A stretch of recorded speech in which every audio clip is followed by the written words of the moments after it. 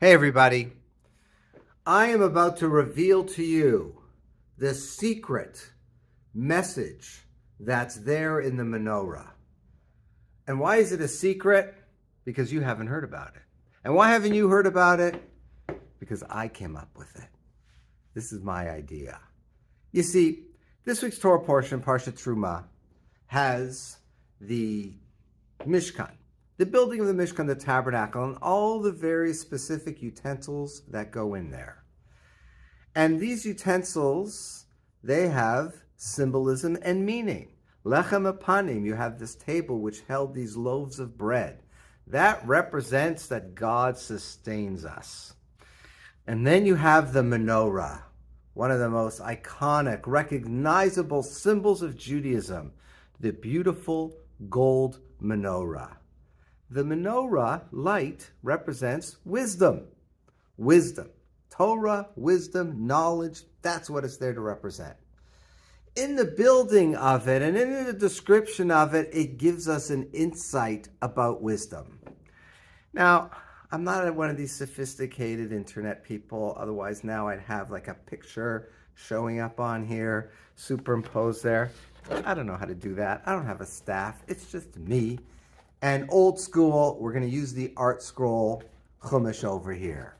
So here we have our menorah. Bear with me. On each one of these, the candelabras, and each one of them, it tells us, I'll get real close over here, it tells us that we have different decorative things. You have these geviot, you have cups on the bottom.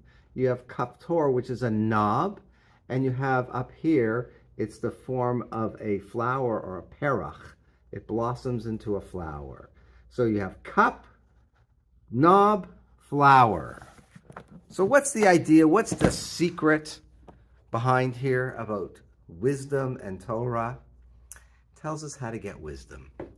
On the bottom, you have geviyah, you have the cup. There's only one way to get wisdom, and that is you have to accept. You have to receive. You got to listen. You got to have the humility to hear something that you're not familiar with, that you might not be incorporating in your lifestyle. The beginning of wisdom, that's why Moshe, who was the Torah, the lawgiver, his main character trait, anivut, humility. You have to have humility. You have to have a willingness to listen to something and accept and hear something else. So the first step to the symbolism of menorah, light wisdom, is this gviyah, this cup, where it comes into you and you receive it and you get it. Second step is kaftor. Kaftor is a knob. You see, after you hear the wisdom, after you got to mull it around. You got to individualize it. It's like, okay, you heard this from somebody else. You got to think, do I agree with that? Do I not agree with it? You know, you play around with it in your mind. You try and incorporate it into your lifestyle. And that's kind of like, you know, you got to internalize. That's what the kaftor, that's what the knob symbolizes. You're closing in on it. You got to bring it into yourself and close in on it. Think about it, mull around, practice it, try it, etc. And then the third decorative piece, what's that? Perach. It's a flower. See, once you do those two things, once you listen to wisdom, once you accept that, once you now play around with it and think about it, that's when your life blossoms. That's when it could change you. That's when things can get better. That's when you can grow with that wisdom, with that Torah knowledge. Your life becomes different. It becomes better.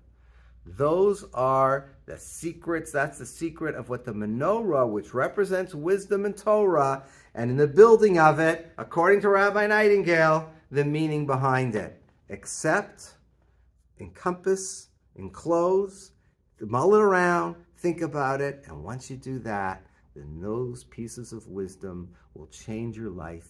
You will smell and blossom and look as beautiful as a new flower. Have a good Shabbat.